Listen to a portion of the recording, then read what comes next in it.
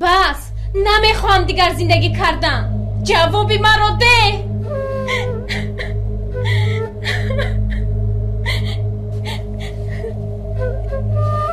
ایست گفتم آخه ایستا.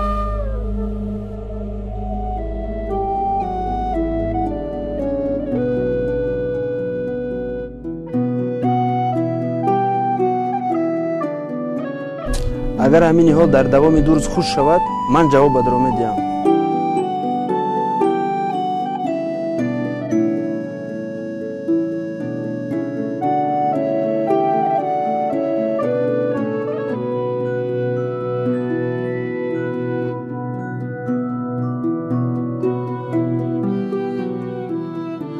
با یک ذره چیزی کوچک زندگیتان را ویران نکنید.